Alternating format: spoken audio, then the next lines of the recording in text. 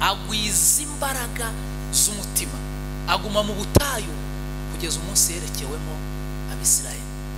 Byakozwe n'intumwa kabiri, haravuga mu munsi wa Pentekote usohoye ngo bose bari hamwe mu mwanya umwe bahuje umutima.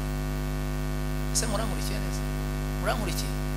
Zaburi Dawidi yandika, ari Zaburi yanditse nyina muri 90:10-12 yaravuze ngo nabikiye ijambo ryawe mu mutima wanjye kugira ngo ntagucumuraho. Uyu mutima n'Imana irawugira. Umwanditsi w'Abaheburayo yaravuze ngo umukiranutsi wanjye azabeshwaho no kwizera, ngo ariko nasubira inyuma umutima wanjye uzamwishimira. Uyu mutima nurashaka kubabwira muracyari batoya, niba mushaka kurama murinde imitima yanyu kurusha ibindi byose bigira bite. Numugisha kubana n'abantu bo muri kaminuza cyangwa abanyeshuri, nagize umugisha kuba mu masepu menshi, si iya nijoro. Ndabizi ko Jehova yari bajyaga bantumira kenshi na sepu ya Gisenyi Yerika, sepu ya Kibogora, sepu ya Mburabuturo, Mutara Polytechnique, Kipu, ni nyinshi nagiye ngenda henshi hagiye hatandukanye. Umugisha ukomeye kubona abantu bari mu myaka y'yanyu nkababwira uburyo bagomba gukoresha imitima yabo, kuko niba hari ikintu cyangije abantu, si namwe n'abaturuta. Ndabizi ko iyi nyigisho zakurikirwa n'isi yose, kuko ndumva muri iyi minsi ariyo ndimo ndigisha, ndimo ndabwira abantu hejuru y'uburyo bagomba gukoresha imitima yabo. Amen. Rinda umutima wawe kuruta ibindi byose bigira bite birinda. Uyu mutima rero nubwo navuze ngo ni mutoya, ariko nari mvuze ngo ubitse amatoni n'amatoni y'ibintu. Ndagiraho ngo mu ncamakeya nze gukora resume, nze gukora incamake ya bimwe mu bigize cyangwa bimwe mu mikoreshereze y'umutima. Uyu mutima Yeremiya hari ahantu yawanditse mu bice 12:9 yaravuze ngo umutima w'umuntu ugira indwara, ngo kandi niba hari ikintu utizeye umuntu ujya wizera gukira, ngo keretse Imana yonyine niyo ishobora kumenya uyu mutima ikawukiza. Ubu n'ubu twicaye ahangaha buri wese umutima we, cyakora ndashimira Imana ko yagiye ifata umutima wanjye ikawisha wa Jidewo, ubaye nk'usuru wa Jidewo. Nshaka kubabwira ngo arankunda nanyanga, biri mu mutima. Buri muntu wese umutima we ubitse ibyo tutazi, ariko hashimwe Imana ijya imenya imitima ikamenya no kwitwara. None munyemerere mu ncamake nshaka kuza kuvuga ibyumba 10 bigize umutima. Umutima ugizwe n'ibyumba byinshi, ariko muri iyi nyigisho ngewe nahisemo 10 gusa. Imana ninkundira ndabivuga byose bidakunda, kuko buri cyumba keretse bibaye seminari, umunsi umuntu akavuga icyumba kimwe, undi munsi akavuga ikindi cyumba, ariko ndakora resume. Mwuka wera w'Imana azajya agenda adusobanurira. Nari mvuze ngo umutima ugizwe n'ibyumba byinshi, ariko muri byinshi bigize umutima, muri sepu yanyu mwaya masaha nshaka kuza kuvuga ku byumba 10 bigize umutima. Umutima w'umuntu urabitse, ariko icyampa Imana ngo ibahereze imitima imeze nk'iyo Kristo yishimye.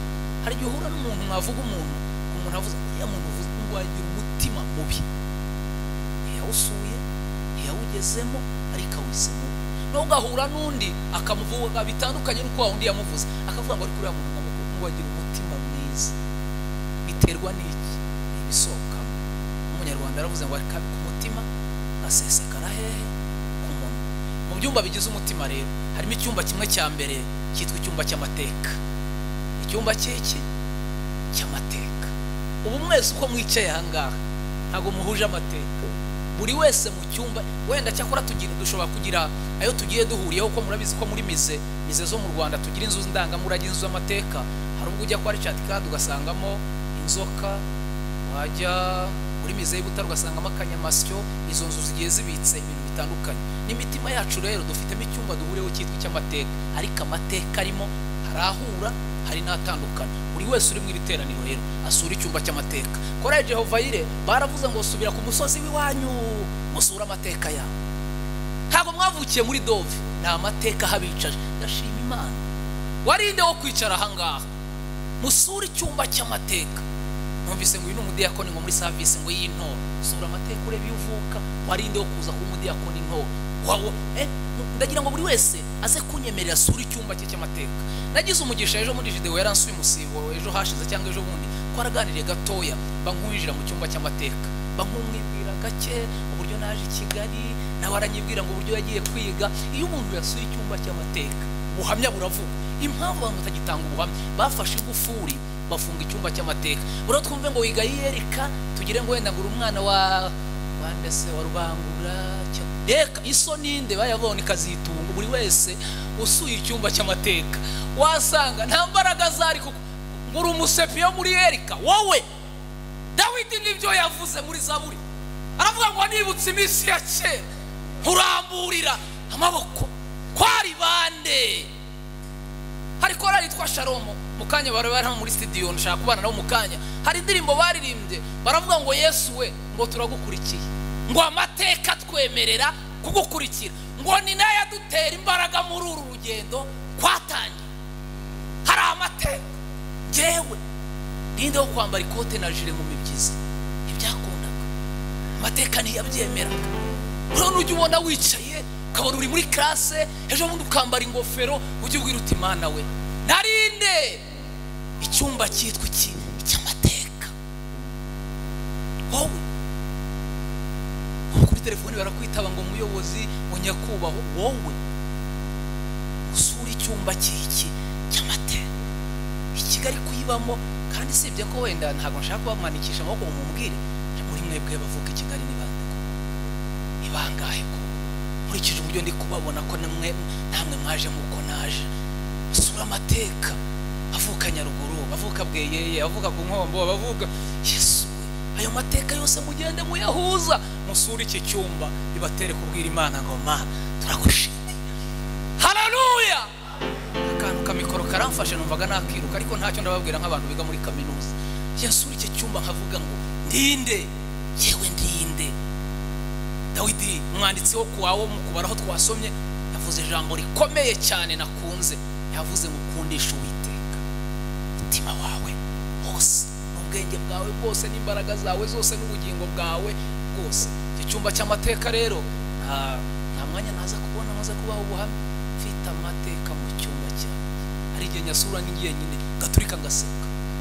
Uzi ko Yobu hari ijambo yanditse mu gitabo cye cya Yobu, yaravuze ngo iyo niyibutse ngira ubwoba. Mujye mwiyibuka umwari yibagiwe rero. Musura icyumba cyitwa icyumba cy'amateka. Wabaye mu buzima gute? Imana iriho, Imana iriho, Imana irahari. Mujye muyitaramira nk'abazi ko ihari, kandi muyitaramire muteze ikibabwira. Niko umuririmbyi yavuze wa 68 yaravuze ngo Mana yanjye komeza ujye ufasha ngo utaramire ese cyumwe hore nize ijambo wambwiye sinkabure ku mbaraga zawe. Abantu bataje babasepi mubabwire basura ibyumba by'ama, muze kukandika mubohereza indi message babadutumyeho batubwiye ngo tubabwire ngo musura icyumba cy'iki cy'amateka.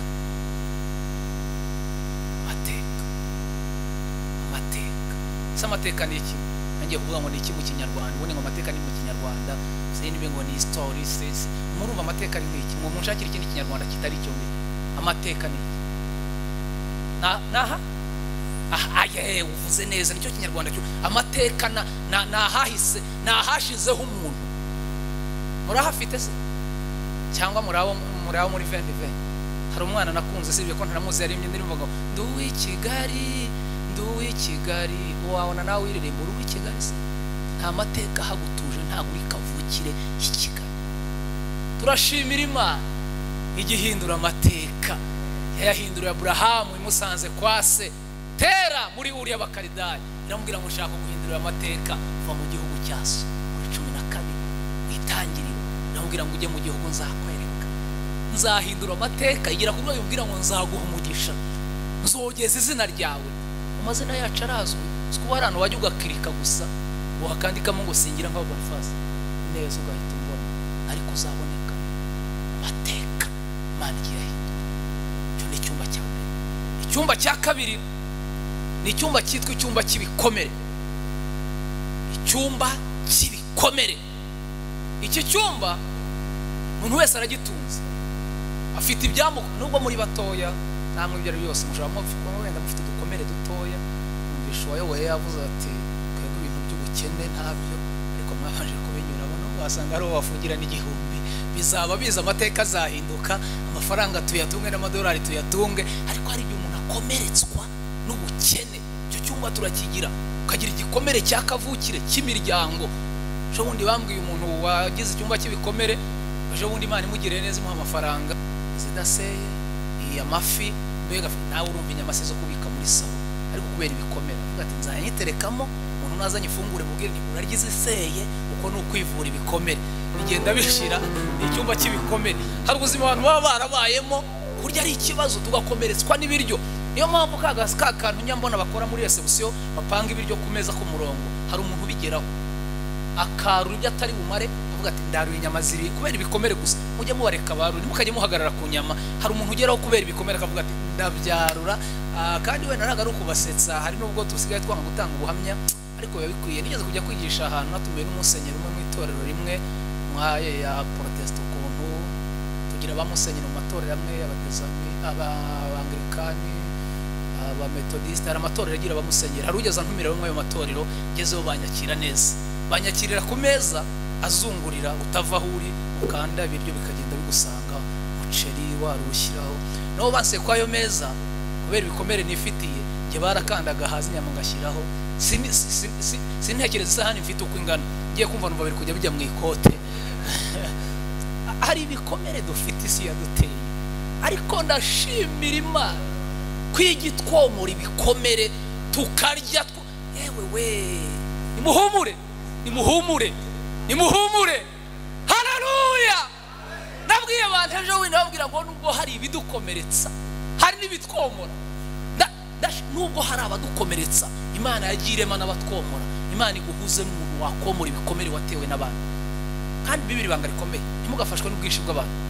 Hari abantu bajye mu iterane ngo se ngo ndi kubona runaka, mujye mufashwa kubera ko ntabwo tuba twaje gusa. Nge niyo mbwiriza, niyo naba ndi imbere ya kamera, ndabohoka marumva ndi kubwira isi yose. Ndashimira Imana igidukiza ibikomere. Buri ibyo yaravuze ngo umutima ukomeretse niryo rigukiza, ushonje rirawuhaza. Operasiyo y'Imana nonaha yakora ku cyumba cy'ibikomere, ikakugiza igikomere watewe n'isi n'ijambo ry'Imana. Nimuvuge ngo amen, nimunyikirize ngo amen. Nuko nta mwanya ngo mbabwire ko nanjye nagiye nkomereka, nanjye narakomeretse. Kandi rimwe na rimwe hagwa n'ubwo nkomeretswa nabo dukorana umurimo w'Imana, reka mbyiteranye. Hari abantu bibwira ngo ibikomere ngo tuzakomerezwa ngo n'abapagani. Naha mu rusengero, naha mu nzu y'Imana ushobora guhura no gukomeretsa, ariko nuzakomora nawe nihari. Murabyumvise? Amen. Iki cyumba mukigeremo buri wese atekereze ibihe bikomere nawe nabyo. Ese ibyo umaze gukira ni ibihe? Ushimira Imana ko n'uburyo icyo cyumba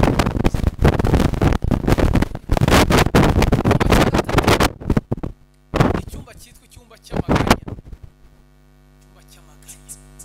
Iki cyumba ni kimwe mu byumba bishobora kuba akoze cyane, ubwo nibikona ndaza kuhava. Icyumba cya gatatu nari mvuze ngo ni icyumba cy'amaganya. Mu bintu bituma tudasubizwa, nuko Imana idusura igihe cyose igasanga twituye muri icyo cyumba. Mu bantu benshi batuye mu cyumba cy'amaganya.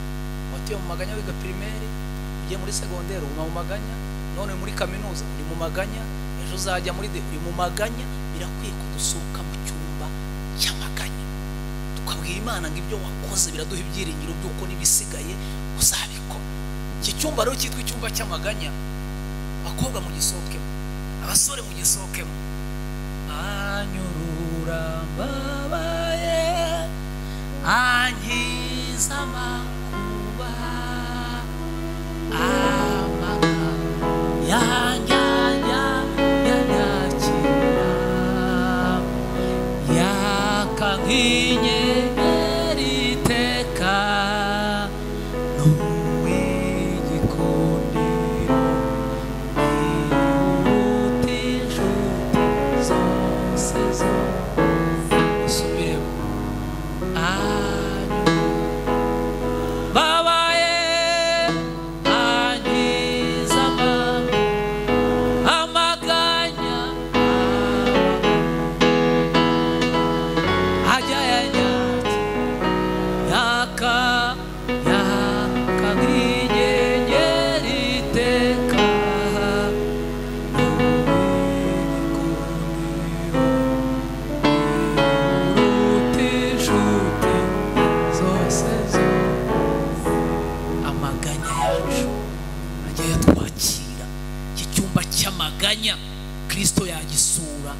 amaganya agashira. Kandi muhumure ntimukiganyire ngo muzarya iki ngo muzambara iki. Iyaturemye yaduhaye iki cyumba kiganya ariko ajya tumara amaganya. Amen. Icyumba cya kane ni icyumba cyitwa icyumba cyo gutsindwa. Icyumba cyo gutsindwa, birakwiye ko tugomba gutunga icyumba gitsindwa. Aho twabaye abanyantege nke tukabwira Imana ngo tubabarire. Niho dufite umubare w'abantu benshi batemera gutsindwa.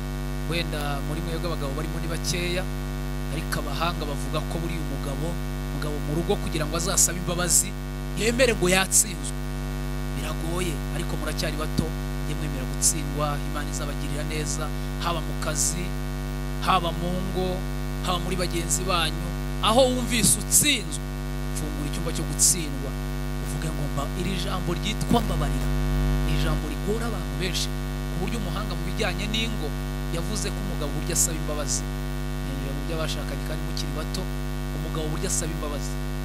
Iyo umugabo agiranye utubazo n'umugore mu rugo bagaterana amagambo, iyo umugabo atsinzwe wahita abwira umugore ngo tubyihorere. Buriya ngabo yasabye ko basaba imbabazi ngo tubireke rwose, ngo tubyihorere. Urumva rero biratwa mbabarira. Ujye gufungura bemera gukora. Ushobora no kwibaza ngo ese gukora ni iki? Hari imirimo yo mu buzima busanzwe, ariko hakaba n'indi mirimo tuzabazwa n'Imana twayikoreye. Kuko Pawulo yandikira Abefeso 2:10 yaravuze ngo nkwiye gukora imirimo y'uwantumye hakiri kuba.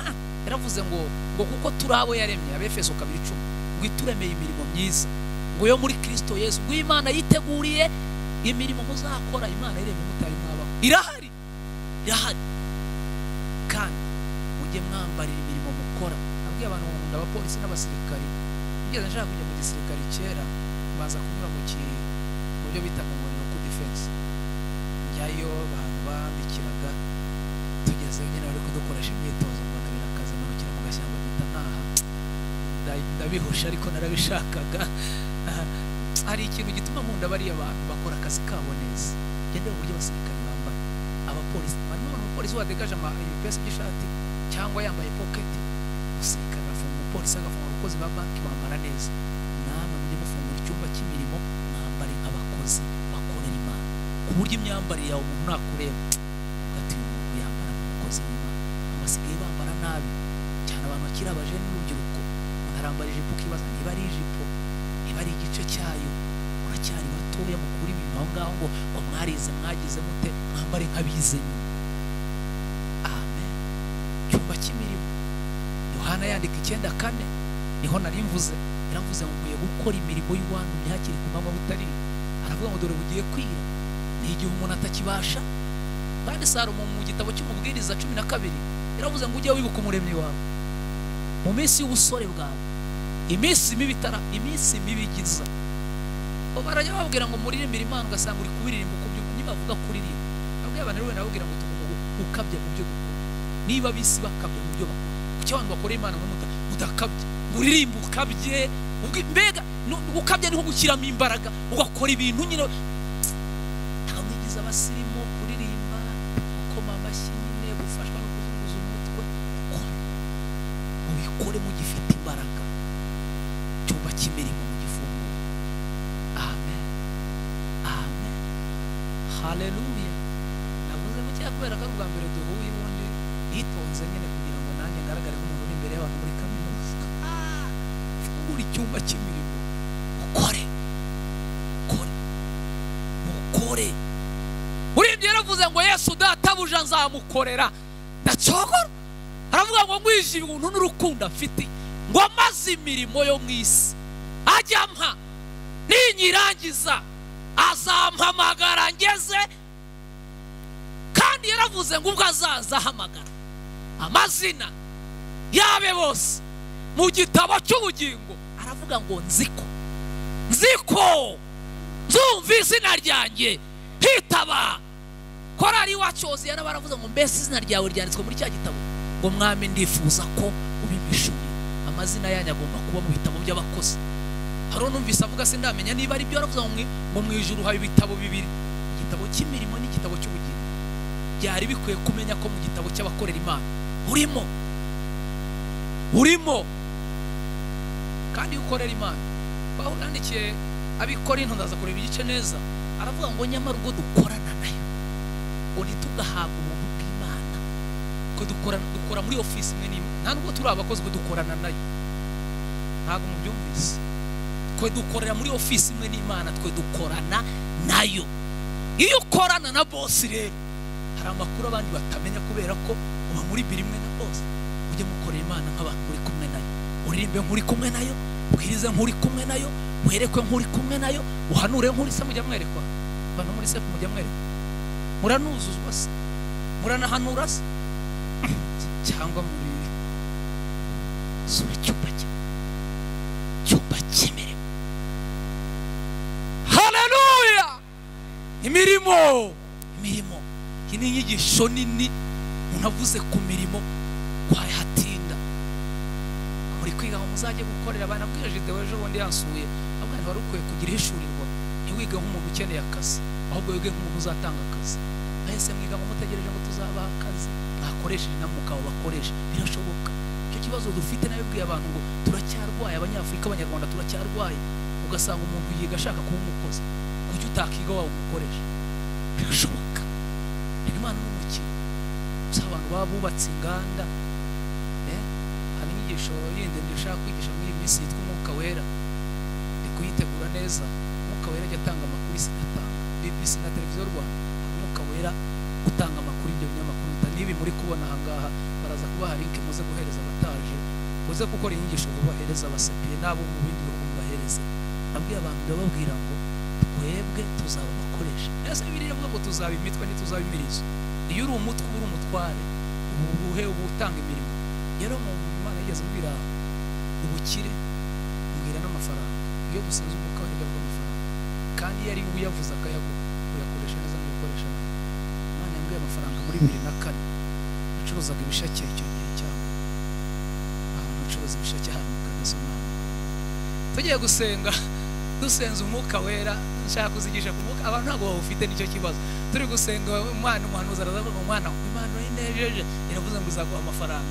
Muzagajya kabaye yarayampaye, n'ubu ndayafite, ntangana na yanyu nyine mfite ayo yampaye. Buri wese ufite ntabangana ariko irayatanga, nuko irayampa. Ariko amafaranga yampaye yambwiye ntabwo ndayabona yose, kuko uburyo yayambwiye numvise yakubaka nk'uruganda. Nukuri ni menshi pe. Ndayategereje kandi ndategereje nizeye. Nkabona rero ni yama uzubaka uruganda, kandi nkabona nzatanga akazi, ubu nzaba mbaye boss. Ubu mfite amabwiriza y'abantu bazakora mu ruganda rwanjye. Muziki y'abantu bagiye gusaba akazi babasaba CV, wize amashuri angahe, zana amanota wabonye mu mwaka uyu n'uyu, nuko ibisabwa kugira ngo umuntu ahabwe akazi. Nanjye ibyo ngibyo muri company yanjye nzabikoresha. Ariko icyambere kizaba gisabwa ku muntu uzaha akazi uko yaruzuye Umwuka Wera. Utaruzuye Umwuka Wera yanyiba, n'ibisambo bariba. Dukeneye abantu bafite Umwuka Wera. Abo nibo bakenewe. Baramushobora kumbaza ngo ese wamubwirwa n'iki? Nabwiye abantu umunyamwuka amenye. Uzi ko indaya yo muri Kongo, indaya yo muri Amerika, iyi Kamembe, izi Nyagatare, nonese kubera icyo twebwe abana b'Imana tutamenya. Tugomba kumenyana nk'abanyamwuka, nuko bitagikunda tutagihoberana. Ubundi hari uburyo wahoberaga umuntu yaba afite neza, ugahita ubyumva. Wese Maria na Elizabeth ngo barahuye bahoberanye kubera gusa ibintu byari bibari biramena. Akura ajya kuramutsa umuntu se ko bitakikunda, ukanishisha ngo hari n'abagendera ibintu mu nzara ku buryo ahita tudafite barabigusiga. Ukeneye imbaraga yitwa Umwuka Wera. Zakigisha Imana nicira inzira. Aha, nari ndi ku mbaraga ya kangahe? Ya gatanu. Icyumba cya gatanu cyitwa icy'imirimo. Yego. Icyumba cya gatandatu ni icyumba cyitwa icyumba cyo kwihangana. Kugira gute? Kwihangana. Mwanditse Yakobo yandika mu gice cya mbere umurongo wa 12, yaravuze ngo wahirwa umuntu wihanganira ibimugeranye.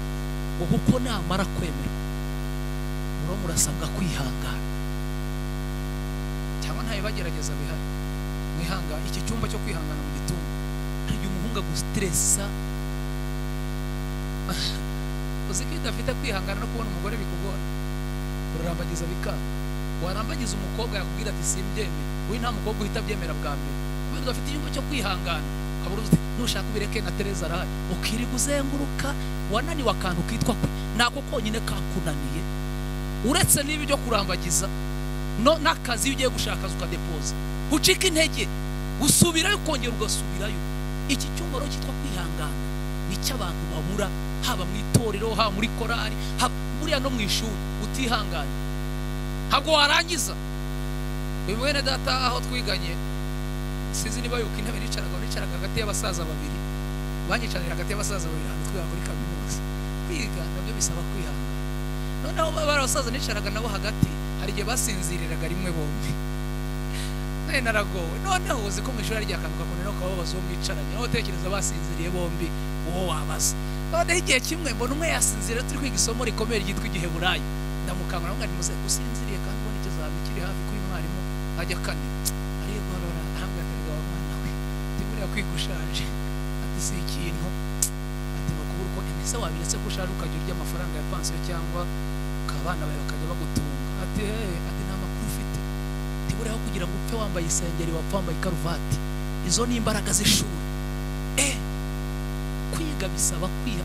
Reka mbabwire kwiga niba abantu biga banize ndabuha, niba waba warize gufuma upfa kuba ryitwa ishuri, ariko hari irindi shuri rikuru ryitwa iry'Imana nzabyigisha naryo n'inyigisho ndi gutegura yitwa ishuri ry'Imana. Imana igira ibigo bine, igira ikigo cy'abiga nijoro, mbona umwanya nzavuga ku banyeshuri biga mu ishuri ry'Imana biga nijoro. Abiga nijoro ntibasakuza. Ikagira ikindi kigo cy'abiga ku manywa, ikagira n'ikigo cy'abiga babayo, ikagira n'ikigo cy'abiga bataha. Ni ibi n'ibindi inyigisho ndi kuyitegura. Utihanganye rero iri shuri rya nijoro ntago waryiga, kuko hari ukwigishiriza ku mugabo utaha saa sita z'ijoro uri umudamu neza. Iryo shuri ukaribamo ry'ijoro, abandi baba basinziriye uko kumva ari kuza aririmba amanyinya akingura. Iyo rero utazi uko biga nijoro uza gukingura usakuza, nzahageza he mana uyu mugabo atahasakuza. Ariko iyo umenya ko ari ishuri urimo uza gukingura uri mu cyumba cyo kwihangana. Iyo umukinguriye rero wirinda n'amagambo kuko ntawe usakuza yiga nijoro, umuhaye karibu akajya kurira akaryama. Iyo akiryamye uri umuhanga usenga isengesho ryitwa rya bucece ridasakuza, muramuraho ibiganza mugabo umusengera burya asinzira kuko wari wabwira gusengera ku manywa areba ntabyemera. Cunga cya gihe aba yasizweyo ukayakoraho amaso akakoraho ibirenge ugasenga ukirukana imbaraga. Mu gitondo iyo mubyutse uvuye mu ishuri rya nijoro ntabwo umubwira ngo ngwira ijoro nkunze. Nta mugabo usinda, abagabo baranezerwa. Babwire mu bakobwa, babwire mbaho inama hakiri kare. Nta mugabo usinda, abagabo baranezerwa. Iyo mubyutse mu gitondo rero kubera waraye mu ishuri ntabwo ati mutware ariko ijoro waje wanezerewe Imana, atese ejo wanezerewe he? Icyo cyumba kubera ko wakibayemo neza, Imana iravuga ati uyu muntu ngomba kumurangiza ishuri vuba. Ariko iyo usakuza ntabwo bikunda. Urasabwa icyumba cyitwa icyo kwihangana. Amen. Kugenda mpabwa impano yo kujya nigisha abashakanye bigenda biza, mba numva bigenda biza ukuntu biraza ukuntu numva Imana ica inzira mu buryo buboneka hategurwa ibiterane by'abashakanye, nongere mpure nabo nganire nabo.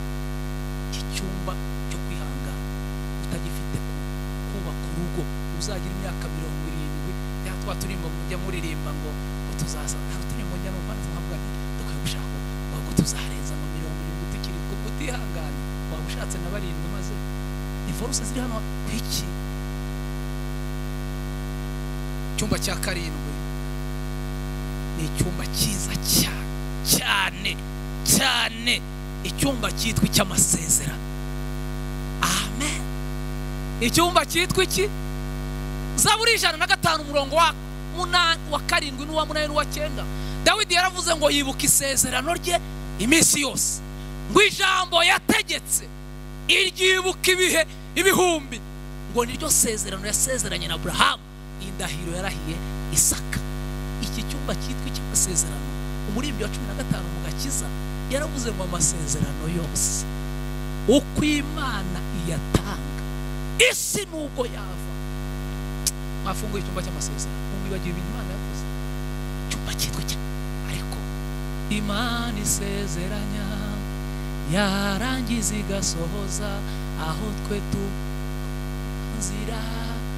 Imana ibizifite nyinshi kandi bikora ititaye kugutentebuka kw'imitima yawe.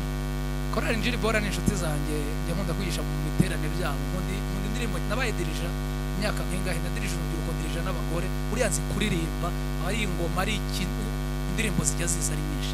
Imana isezeranye yarangiza igasohoza. Hari ibintu Imana dusezeranye se yo bitari byasohora byinshi. uyu mugore imumbwirira muri muryo cyangwa ntagira inkweto ntagira igitanda ntagira ibase ntagira ishuka irambwira mu mwana wanjye nzaguha umugore wampaye ibiryo mana ati ndi Imana nzaguha muzi ko yamumpaye jewe ntamubona si mwiza akuri kwima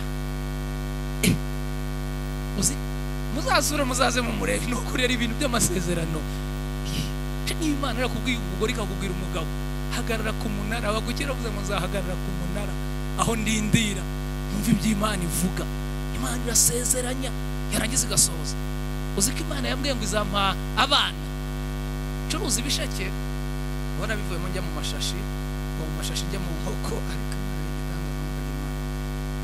Imana yigeze mbwira ngo nzaguha abana 2003 tuba ahantu mu mudugudu bari baratwubakiyemo cyangwa inzu z'abacika cumu hari umuntu w'umukecuru twari duturanye yarebaga uburyo nirwanya iva kurangura ibisheke nabyikoreye byamvunye byamese ibitugu umunsi umwe arandeba imvura iri kunyagira nikoreye ibisheke aravuga ati ariko mana yanjye ati uyu mwana wahetamye ibitugu angana atya ati iyo murebye uyu nguyu ubona azafata byaye ngiye gusenga Imana irambwira ngo uzabyara muzi ko nabyaye mfite umukobwa witwa Beni ni papa Beni Imana musura icyumba cy'amasezerano niba yaravuze abana izabaho niba yaravuze umugabo izabaho icyo muharanira ukumva ibyo Imana ivugana nawe amen muzi no kwiga ari amasezerano cyangwa uri kugira ngo uri kwiga kubera ko iwanyu bafite amasezerano uyu yampaye temanyaje gato uburyo yagiye muri kaminuza yampaye utuntu tw'ubuhamya dukeya yaransuye afungura icyumba cy'ubuhamya arambwira nsanga ibintu tubamo byose ni amasezerano kwiga ni amasezerano gushaka ni amasezerano kubyara ni amasezerano kubaka ni amasezerano kugura imodoka ni amasezerano kujya hanze ni ibintu byacu byose ni amasezerano ariko kugira ngo bikore bisaba gusura icyumba cy'amasezerano Mana yababwiye akazi se amutekereza yababwiye akazi cyangwa uri gupfa kwiga gusa ni wiga utarabwiwe akazi uzayishyira munsi y'igitanda diplome mujye mwiga munafite amasezerano yo kuzakora muri kunyumva ibyo mvuga niba nta sezerano ry'umugabo ufite senga Imana ubwira uti Imana avugana nanjye kubwira uti mwana wanjye nzagukorera ubukwe wicarane nako nigo aho kwicara gusa ushaka amasezerano maze no kwambara nabyo n'amasezerano Imana arambwiye ngo uzanyambika ngo ibyo aribyo byose ntabwo wenda ndi mu bambara cyane ariko ndagerageza kuko 1998 nambaraga ikanzu ya mushiki wanjye mba muri korali ndabyibuka duhungutse tuvuye za Nyarushishi na za ahantu hatandukanye bitira ahantu mu itoro bahita banyakiranya muri korali umunsi wa mbere naririmbye wa pastor n'abakristo bavuze ati umukobwa waje no mama araririmba nari umukobwa se kwajya gusenga Imana ikambwira ngo mukuri nzakwambika twambara mu masezerano no kuba turahangaha muri Hidove ni ibintu by'amasezerano kugira ngo biha agaciro gusura iki cyumba ya Sara afasha icyumba cya 8 ni icyumba cy'ibyishimo icyumba cy'umunezero icyumba cy'ibyishimo mu bantu babaye abaraka abantu ntibishime ni iki kibabuza kwishima muzi ko kwishima ari itegeko buriya kwishima ntabwo ari ibyo usabwa ntabwo ari ibyo uhendahenderwa kwishima ni itegeko umwanditsi yarawanditse aravuga ngo mwishime nongeye kubisubiramo ngo mwishime agera ku rwego aravuga ngo ineza yanyu imenywe n'abantu bose abantu babaye barakare umupasiteri w'inshuti yanjye ngira ngo namwe ni inshuti yanjye yitwa Desire Habyarimana ngira ngo madamu we ni inshuti yanjye cyane hari umbona mwamutumiye pasiteri Desire yigeze kudusetsa aravuga ngo agira ibyishimo ariko ibintu byo guseka baseka iyo yibagiwe niko yaduhaye kuganira akambwiye numvaga arantangaje tugira abantu batagira ibyishimo muri bo ariko mwari mukwiye kugera ku rwego ufungura icyumba cy'umunezero kuko ibidutera kwishima birahari amen amen amen icyumba cya 9 tugana ku musozo ni icyumba cyitwa cyo kuramya Imana icyumba cyo kuramya ni iki kuramya ni iki kuramya ni iki definition yo kuramya ubusobanuro bw'ijambo kuramya ni gute uretse kujya ahantu mu itorero ryacu bamwe ngo bari bafunguye umugoroba wo kuramya barambwira ngo nze kubafasha kuronshinga umugoroba wo kuramya ishuri ku bintu bikomeye bababwira ngo tuzahindurira izina, nta mugoroba wo kuramya ubaho ubuzima bwacu bwose. Ku manywa turaramya, ijoro imigoroba yose iyo kuramya ni igikorwa gikorwa igihe cyari. Rike ware niyandika mu gitabo cy'ubuzima bufite intego yasobanuye ijambo ryitwa kuramya. Numva ndamukunze, yaravuze ngo kuramya ntabwo ari ukuririmba indirimbo zigenda buke. Twarabyangije rero, basanga no mu itorero ryacu ngo tugira abaramyi, abandi se ni ibiki?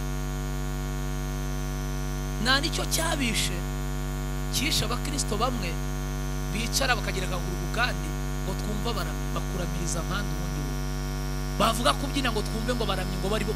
Wari ukwiye kugera ku rwego uhinduka umuramyi nawe. Nakuzi kugera mu itorero ukabona abantu bose barambuye ibiganza bari kuririmba, ariko ugera iwacu ahantu ugasanga abantu bamwe bafashirizwa muri VIP. Uri umuramyi ku manywa nijoro, itsinda ry'abaramyi. Njye mu rusengero nyubona ntabwo naryemera ibyo ngibyo. Itsinda ry'abaramyi, itorero ryose rigomba kuba. Numva gashya Rick Warren yanditse nk'iki gitabo cy'ubuzima bufite intego, yageze ku rwego aravuga ngo kuramya ngo ni igikorwa cyose ukoze uko gikwiye gukora.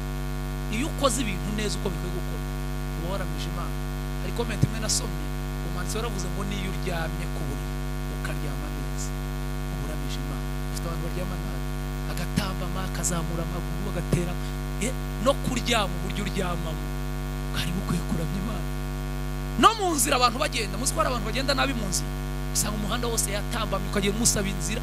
Ukwiye kugera ku rwego muramya no mu nzira mugenda umuntu yakureba akavuga ngo uyu muntu n'umuramya.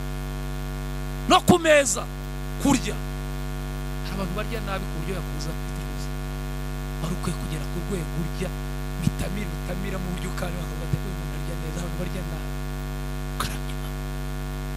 No mu myambarire twari dukwiye kugera ku rwego tugira imyenda y'abaramyi.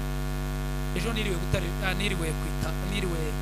muri paruwasi ya Matyazo muri Huye mu majyepfo, mbwira abantu ndababwira ngo imyambaro yo kuramya Imana si yo kwiga mu rugera, si yo muri konseri, si yo muri sorti, no muri aya masengesho n'abafite korali tunezerewe. Mujye muza mwambaye iniforume uramya Imana, no mu mugezi mwambaye iniforume. Hakuzi kwambara iniforume gusa ngo kubera ko haba, mujye muba baramyi b'ubuzima bwanyu bwose. Kandi mujya no kugura imyenda harya bamanika imyenda, mujye mubaza murebe niba iyo myenda yaramye Imana. Dufite abantu bagira ibyenda, baguze ibyenda byuzuye inzu ariko nta mwenda n'umwe umubera, kandi byaramuhenze. Ukaba wagira ngo abigura nka sengi, ari imyenda yaguze n'ibintu nka senkari, kubera ukuntu bisa. Ugura imyenda ku buryo utawukavuga atari uyu muntu izi zitira zikura ni ibiramya Imana. Imipira yanyu, amajipo yanyu, ibintu byose mwamba bibiramya Imana. Nimuvuge ngo amen. Tugane ku cyumba cya nyuma dusoza. Inyigisho ubundi ntabwo igirangira, mfite impamvu nayigishije ikarangira.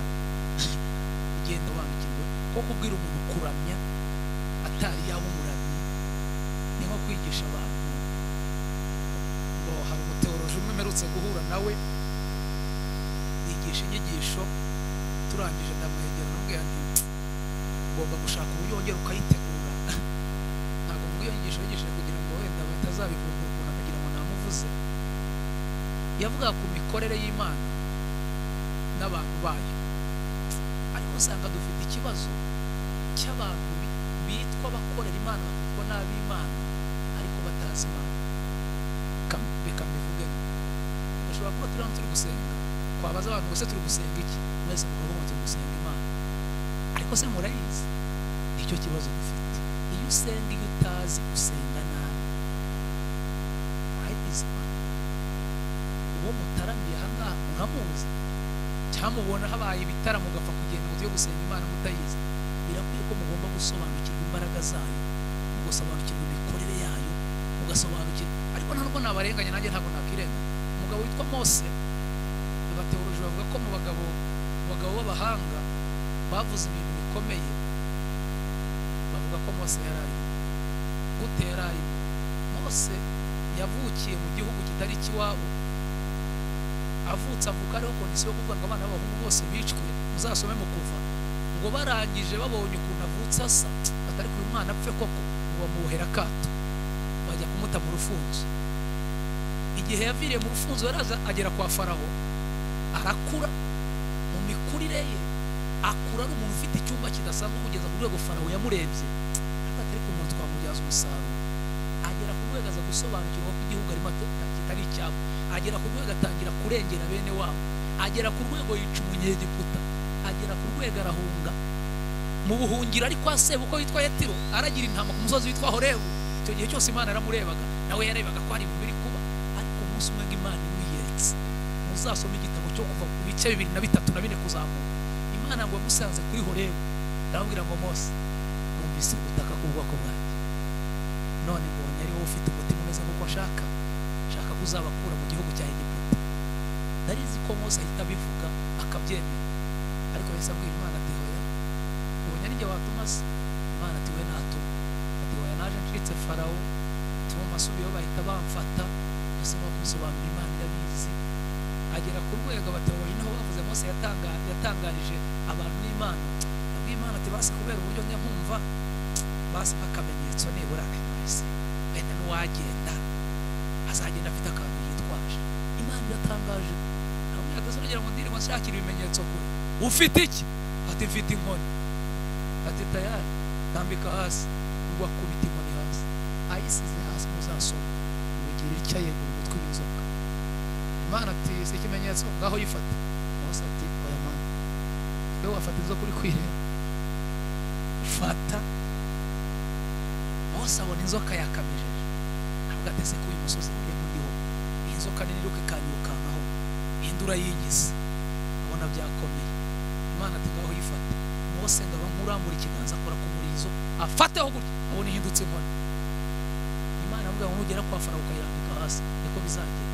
Tuvugisha ukuri, none Imana iguhaye ako kamenyetso konyine, hari aho utajya babahere basuzugura mbega bagira ngo sinavuganye nayo, ikabwira ati ugenda urambika gusa ubihorere, cyangwa kuri nanjye nagenda. Mose ngo Imana avuga ati nugera kwa Farawo wirambike. Asaravuga ati ariko si uko Farawo muzi ko nawe ari umutekinisiye, umugezeyo nawe akazana izimeze nkayo ntamukira. Abwira Imana ati mbabarira, nyongera kandi kamwe nibura ibimenyetso nka 2. Mujye musaba Imana ibimenyetso birenga kimwe, wikumva rimwe muhite wiruka.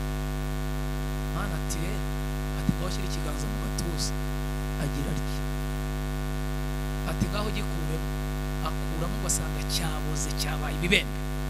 Mose abwira Imana ati Mana, gira ibintu by'amagambo no kwirirwa ntinda, kigire kizima ngende, mbabarira. Gisubizo uko cyari kimeze, abantu ntibazi Imana. Ndababwira ati ngaho subizamo, asubizamo. Ati ngaho kuramo, akuramo, asanga ikiganza cyabaye kizima. Imana ati ngaho genda. Mose abwira Imana ati Mana, wambabariye ukanyongera kandi kamwe nibutse. Nimujya mugira umugisha ku Mana, mujye muyibwira ibahereza ifite byinshi byo kuba. Nyemerera unyongera ikindi kimwe cyonyine. Imana tugushaka iki? Yavuze kandi abantu batajya bamenya nakunze. Yabwiye Imana ngo nabonye uhindura inkoni inzoka, mbona uhindura ikiganza ibibembe, ariko nkurikije uburyo nari nkuzi n'uburyo nakumvise, ikindi kimwe nyongera, babarira ubwira witwa. Niko kamukisha abateoloji baravuga ngo Mose niwe wenyine wahangaye Imana ayibazize. Uri wowe uhindura inkoni inzoka witwa, guhindura ikiganza ibibembe witwa, kudutungiye i Kigali witwa, kabana bacu biga witwa, ko waduhaye abagore witwa, ko waduhaye akazi witwa, kugiye kuduha lisanse urinde wowe ubikora, urinde. Sinzi uko ubigenza, sinzi n'uko ubikora, icyo nzi nuko iyo utegetse biratunga. Sinzi uko ubigenza, sinzi Imana sinzi n'uko ubikora, icyo nzi iyo utegetse biratunga.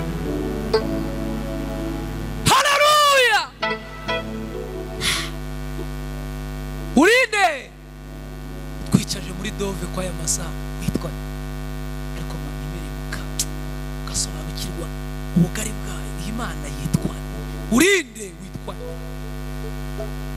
ndamubwira ngo sava urambajije umuhanga kujyana inkono utazi nyirayo gusenga Imana utayizi ndamubwira ngo dore igisubizo uzahafara mu bice bitatu ndamubwira ngo uzamubwira ngo nitwa ndiho ngewe nduwo ndiwe natabyumva uzamubwira ngo nitwa Imana ishobora akibasha kurogoya imigambi yawe Mana urakomeye uyu mubiri wanjye numara kubora zareba mfite undi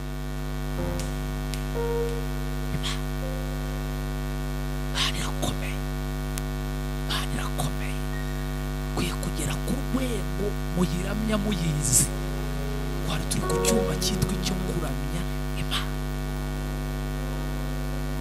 murayiramya mute mpamvu tuyiramya nabi nuko tutayizi yuramye yuzi birekura usengere kubera ko sinzi vuga gutuma tugiye gukora iryo ari ryo ndumva hari ibintu biri kubira muri ngewe Mana yanjye wowe uriga muri kaminuza wowe kwantuza wowe Imana ifite imbaraga ahantu wadukuye ni wabo w'inyamaswa mu butayu budatuwe hari hegereye urupfu uzi kurinda Mana ntaho abarinzi barorera umudugudu wawe ariko mu igitaramo cy'ijoro mu gacya abantu bari ndirimbo tukaziri zirahari we kwaramima cyumba cya nyuma ni icyumba cyitwa icyumba cy'amashimwe cyumba cyo gushima Imana mu gifungure biriho byo gushima Imana niyo gushima ibihe byose hari impamvu zo gushima hari impamvu nyinshi zituma turirimba izina ryawe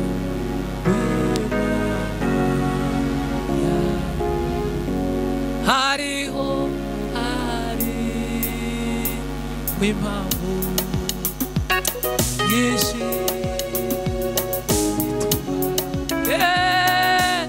turirimba izina ryawe tuzahora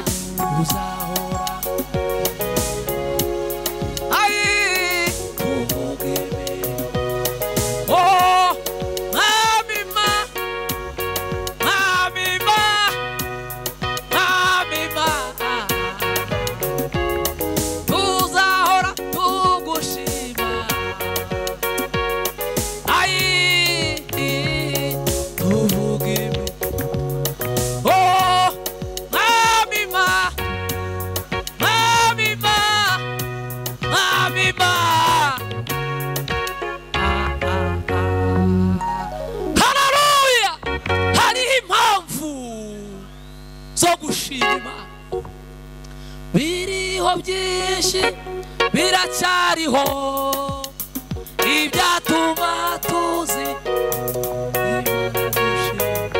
nubwo tunyura muri yera hari byinshi byatuma dushima nimuze dufatanye tubyumve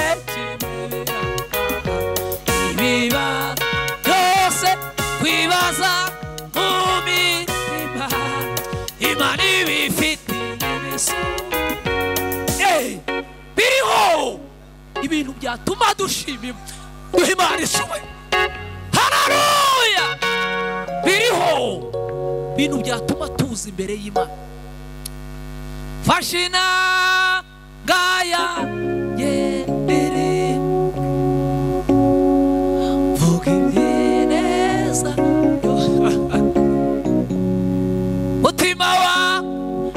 mutima wanjye wuzuye ishimwe vuga ineza fashe inanga fashe inanga yanjye ndirimbe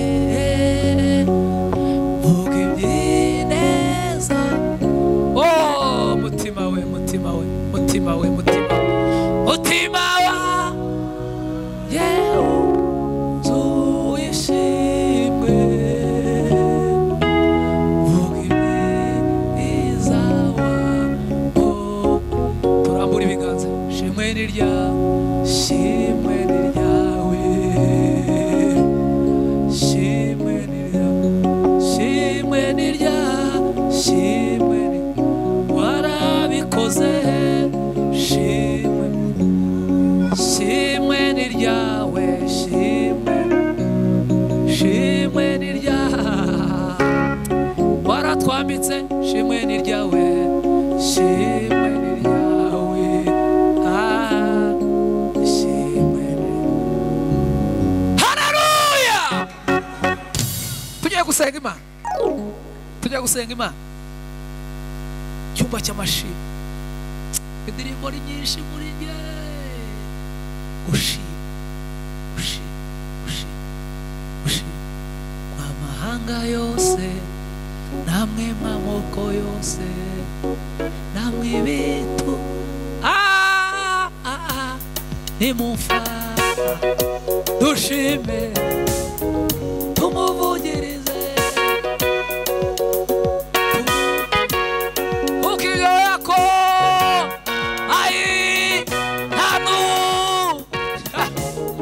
amahanga yose namwe mamoko namwe ibitu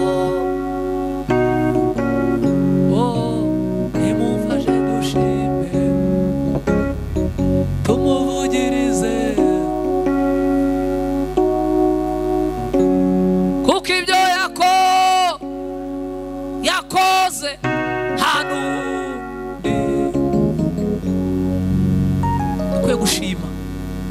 dukwiye gushima Imana biriho byo gushima Imana birahari biruzuye biriho byinshi biracyariho ibyatuma zimbere Imana ubwo ubigera hari byinshi byatuma dushima nimuze dufatanye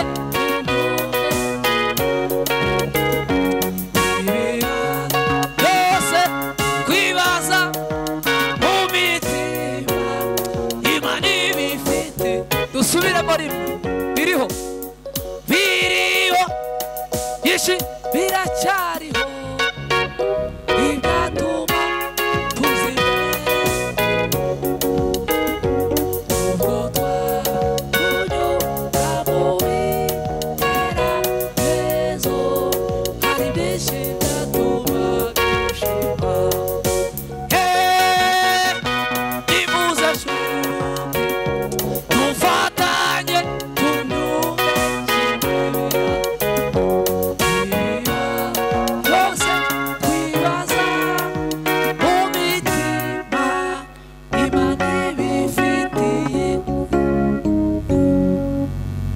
sindayimenya yose ariko hari igitero kivuga ngo umuntu umwe yarande atangara mubwiye ko ngiye gushima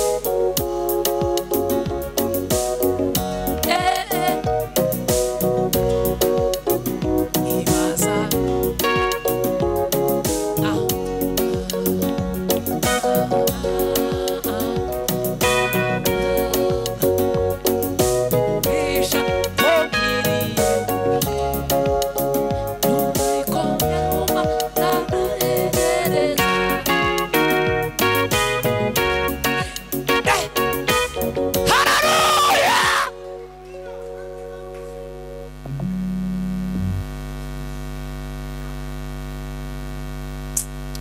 abantu bafashwa batinze nabo baragora.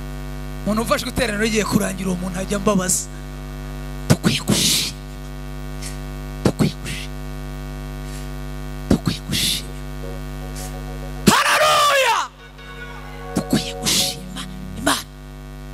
Kwezi gutaha uzongera untumire mu kwa 11, uzongera untumire kwa 11, uzongera untumire dutarame turirimbe, kubera ko ari ubwa mbere nanjye nagenze buke nyine kugira ngo manze mbabone, ariko nababonye. Cyumba cyo gushima abantu baragifunze. Hari amashimwe ndi kubona duhuriyeho twese. Nabwiye abantu ejo bundi sana ndi kwigisha bwira abantu ari ndi wanyu mu rukirari. Nabwiye abantu ngo hari ishimwe duhuriyeho twese 2020 Imana dusimbukije urupfu twese kugeza ku rwego uyu munsi tugifite ikimenyetso cy'urupfu ku munwa wacu. Umuntu wese nakora araza kumva akantu kadasanzwe w'agapfukamunwa. Cyo ni ikimenyetso cy'uko twari tugiye gupfira rimwe. Twari dukwiye gushimira Imana ko tutaduhitanye. Amen. Mana we, mureke dusenge tubwire Imana ngo Mana turagushimiye. Haleluya, haleluya. Uyu mutima murawumvise? Murawumvise? Birakwiye, birakwiye, birakwiye ku mutima wacu ugomba kugira imikoreshereze, tukawukoresha ibikwiye. Namwe muri ku kamera, namwe muri gufata amashusho, namwe musura imitima yaga, namwe mwamaje gusenga, ntabwo mugeraho muri mu kazi, ariko ujye mufashwa nawe, mufashwe. Yitwa Jeremy, ni umukristo wa Kicukiro Sheri, tugendana nawe, yaravuze ngo yumva umutima we wakorera Imana. Nuhumiriza ijisho ukabona harwari humiriza ntirigaruke buri bijya bigutera gushima Imana. Nabwo abantu kubona arwaye paralyse faciale mpenga mu musayi mu mujya hano 2018 ya muri kine bampa imiti kandi byamfasha, ariko mama ndi kwigisha abantu nk'ibihumbi nka bingaye bari mu giterane kintu ngo numva ikinya kiramfashe hano, ntabwiza ngo umusayi kuba munini yego umuntu urahengamye. Ujye mushi hari buriya no kuryama ukabona urabyutse. Nabwiye abantu rero buri Nyarugenge ndi kwigisha, najyaga muri kine, nasohoka muri kine ngasanga hari umuntu bazanye ngo yaryamye nijoro, wagiye kumva yumva bayarya, bakamuzana ameze gutya ngo byanze kongera. Buriya wari ukwiye gushima Imana, kurambura amaboko ukumva birakunze, ukagenda ukumva hagari bisanzwe. Ni amashimwe ahora mu mitima yacu.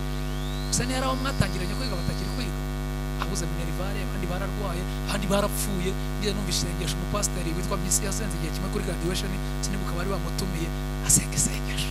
Ndavuga nta musaza urasenze, ati turagushimiye ko barangije, ariko siko bose bazabona akazi, harimo n'abazafirira ubundi baga. Buriya mujye mushimira Imana. Hari ibintu byinshi Imana yakoze mu buzima bwacu. Muvuge ngo amen, dusenge dutya rero.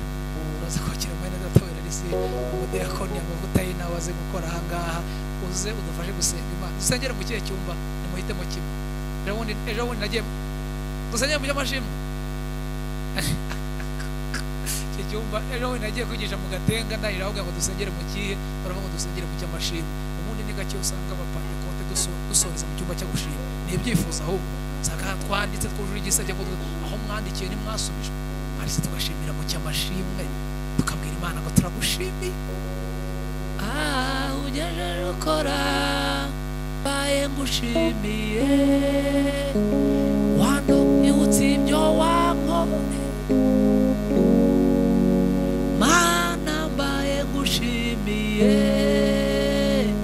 wanokoye nari mpfuye rubi, nakwituriki. Ese nimwumva ko dufite ibintu byo gushimira Imana? Umuhungu umenya ari n'inshuti yanyu, sindi bamuzi nawe muzamutumire. Yarebye aravuga ngo wanyuranije amaboko y'ibitavuga Imana, ibyo uherutse kunkorera bikoze.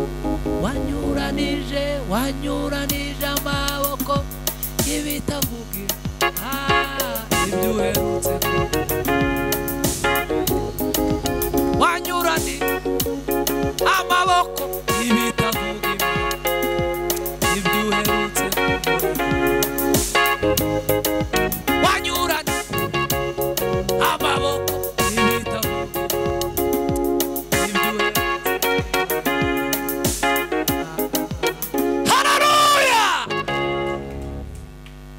nimuhaguruke dusenge. Werere egera hino nawe ugiye umutima ugira icyumba ufungura ubwira Imana ngo turagushimiye. Niba ukoresha zose zirakora, ubwira Imana ngo Mana turi muri iki cyumba cya Ntora muri Dove, turi kumwe n'abasepi yo muri Erika bo kumanywa, tubonye ko umutima wacu hari ibyo ugomba gukora, ubundi dushima Imana. Ngaho hari impamvu zo kugushima Uwiteka. ziriho ziriho Hari impamvu ziriho hari impamvu zo kugushima. ziriho Hari impamvu zo kugushima.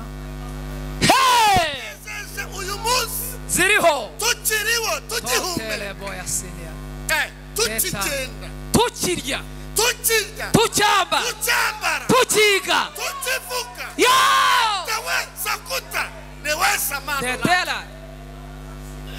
Hari impamvu zatuma abanyeshuri bagushima. Hari impamvu zatuma abatuye isi bagushima. Hari impamvu zatuma ababyeyi bagushima. hari Hari impamvu impamvu zatuma abagabo bagushima. hari Hari impamvu impamvu zatuma abavugabutumwa bagushima. hari Hari impamvu impamvu zatuma abashumba bagushima.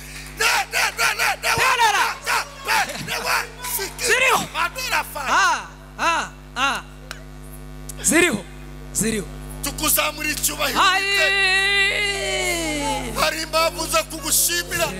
ni zahabu waratwimanye waturinze impfu, waturinze ibyago n'amakuba, turinze abarozi, watubereye Imana mu bihe bikomeye, waratugaburiye minirivare zabuze watubereye Imana, imiryango idahari watubereye Imana, warahabaye abakomeye bahagaze watubereye Imana, warahabaye tawata rasini Imana. Reka tugushime, reka tugushime Karuhura. hanze ni habi watubereye Imana, ni habi wigenda wabereye Imana, dore utegeweyo wabereye Imana. garuka Hari impamvu, ikuzimu hari impamvu, kwa Nyamutezi ni habi icyumba cy'amashuri urajya he garuka we newasa kitala kita zoye pa newasa niwasini ala saini bomba ntabwo twirengagiza ibyifuzo, ariko hari impamvu zo kugushima. ikuzimu Waturinze urupfu, kwa Nyamutezi waturinze indwara, warabikoze waturinze agisida, ayi ufite waratugaburira, nabyibutse twimanye ayi wasini Imana. haleluya Umva amashimwe y'abakobwa, ayi umva amashimwe y'abagabo, umva amashimwe y'ababyeyi, shima amashimwe yacu, amashimwe yacu. shima Urangiza Uwiteka shima bigutere kongera kudutekereza. ntidutakuramya Lope enefa dosaibo yasike tawasika tala Sali zota wisa ni kontre mano repa sewe sini mano. ayi Urakoze Uwiteka, twagushimaga, twavuga ineza yawe, barayibonye mu bihe bibi ayiwe mu bihe Uwiteka byiza tugushime n'aka kanya, ineza tugushime n'ibihe byiza yawe uduhaye, tugushimiye barayibonye tugushimiye mu bihe bibi tugushimiye. no mu bihe byiza Tugukomeye amashyi papa, uhabwe icyubahiro mu izina rya Yesu. Amen.